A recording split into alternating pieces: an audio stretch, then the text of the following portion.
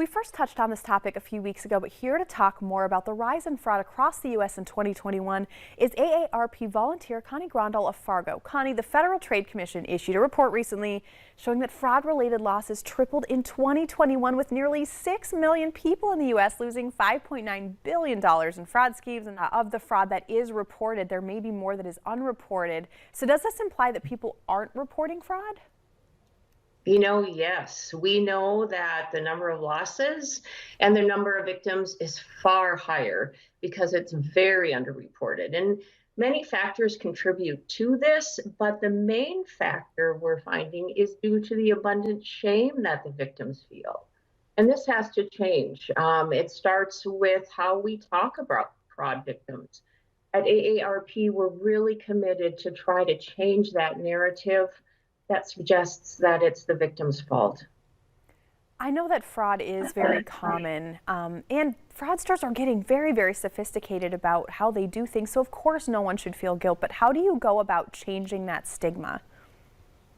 Our language, the language we use can be very shaming. We use words like she's been duped, or they fell for it, or they've been swindled.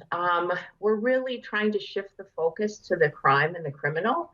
Scams are conducted by criminals, and criminals are very, very clever.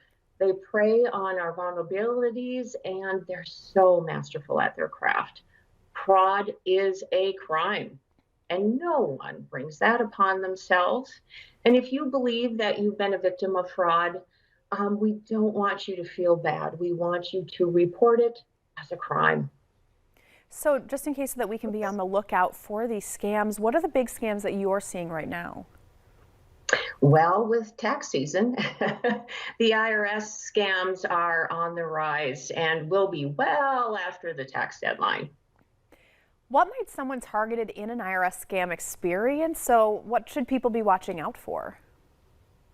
IRS scammers pose as IRS agents or as Treasury Department officials that try to convince the taxpayer that they owe back taxes.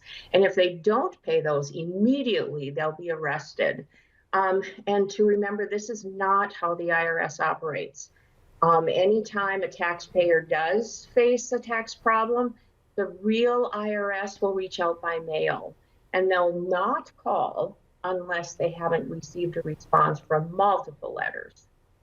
So if somebody's watching this show and they're noting what you just said, and if they're contacted via email or text from the IRS, what should they do? Well, if they get an unsolicited phone call from the IRS, a text or an email, just don't engage.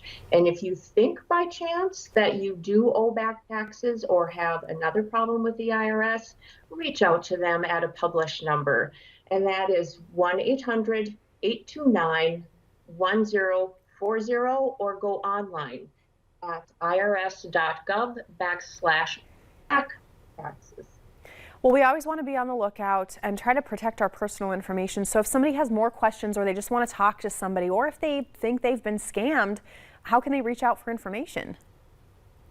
The AARP Fraud Watch Network is a wonderful resource, and it's free. It's to anyone, whether you're an AARP member or not, and of any age. And that is 877-908-3360, or visit www.aarp.org/Fraud Watch Network.